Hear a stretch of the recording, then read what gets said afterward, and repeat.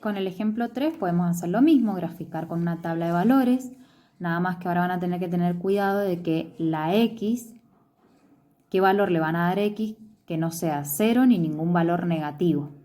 Y le pueden dar justo el mismo que la base para que se cumpla la propiedad, por ejemplo que x valga 1/3. Le pueden dar el valor inverso, es decir, darle el valor 3 para que el resultado del logaritmo sea -1. Le pueden dar el valor 1/9 para que el resultado del logaritmo sea 2, ¿sí? Y así obtener la gráfica ubicando esos puntos. Si no, con el GeoGebra. Tienen para completar quién es A, quién es B.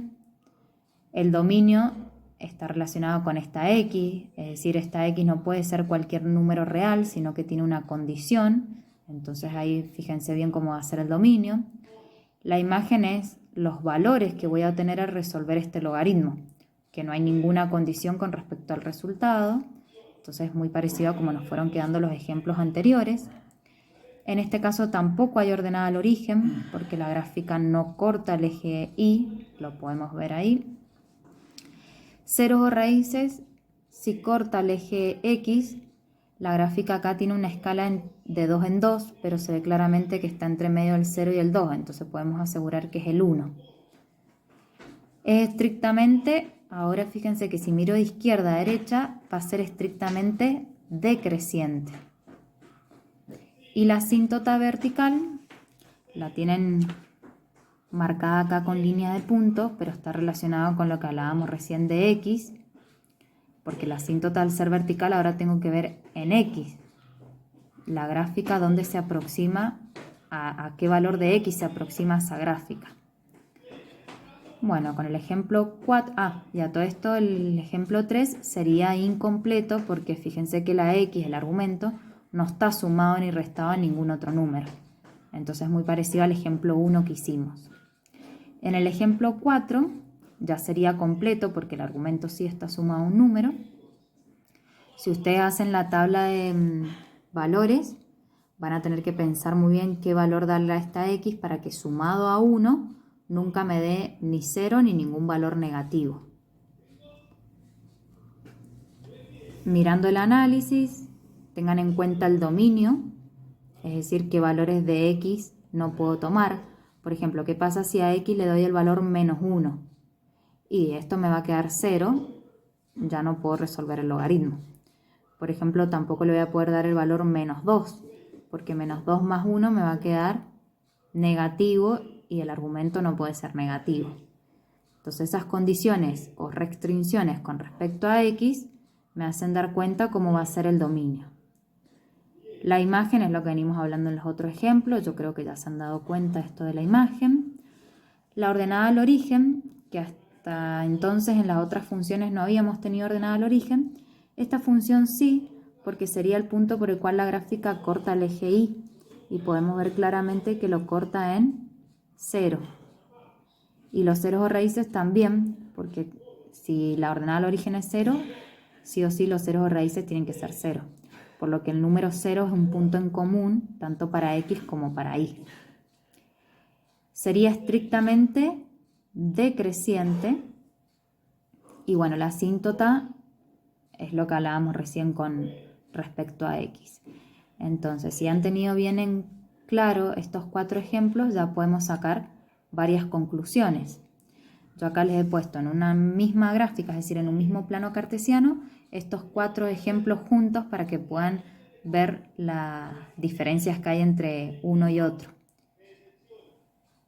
Entonces acá podríamos completar cómo va a ser el dominio de todas las funciones logarítmicas, con qué valor está relacionado. Y tengan presente esto de que estamos diciendo que las funciones logarítmicas son contrarias o inversas a las funciones exponenciales. Entonces, capaz que les hace falta volver a leer las conclusiones que sacaron en las funciones exponenciales para darse cuenta que ahora es todo lo contrario.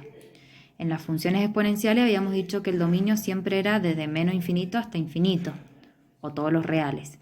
Y la imagen no, como la asíntota era horizontal, era desde un valor específico hasta el infinito. Bueno, esto ahora en las funciones logarítmicas es al revés. El dominio va a ser desde un valor específico hasta el infinito Y la imagen es la que va a ser desde menos infinito hasta infinito o todos los números reales. Con respecto a la ordenada al origen, vieron que en algunas funciones sí habían y en otras no. Bueno, va a depender de la asíntota. En cambio, ceros o raíces siempre hay. Esto también es al revés que en las funciones exponenciales. En las funciones exponenciales habíamos concluido de que todas tenían ordenada al origen, pero ceros o raíces dependía de la asíntota. Bueno, ahora es al revés. La ordenada al origen va a depender de la asíntota y ceros o raíces siempre va a haber. Con respecto al crecimiento y al decrecimiento, en las exponenciales era el valor de A. Si A era mayor a 1 era creciente, si A era menor a 1 es decreciente. Bueno, esto es lo único que no cambia. En las funciones logarítmicas también va a ser lo mismo. Si A es mayor a 1 es creciente, si A es menor a 1 es decreciente. Por eso en el ejemplo 1 y 2 era creciente porque en el ejemplo 1 la base era 2 y en el ejemplo 2 la base era 3. Son números mayores a 1. En cambio en el ejemplo 3 y 4 dieron decreciente porque las bases eran un número más chico que 1, que no tiene nada que ver que sean fracciones, sino que son valores más chicos que 1, porque puedo tener una fracción 3 medio y esa fracción es más grande que 1. Entonces no se confundan al que al tener una fracción en la base ya es decreciente. En este caso es lo mismo que las funciones exponenciales, no cambia porque lo que estaríamos cambiando es nuestra A. En la función exponencial A era una cosa y acá en la función logarítmica A es otra cosa. Por eso es que no hay cambios. Y la asíntota, con los 4 ejemplos también se tienen que haber dado cuenta que está relacionado con uno de los valores, pero no tal cual está el valor expresado. ¿Sí? Ahí los dejo para que ustedes piensen un poquito más.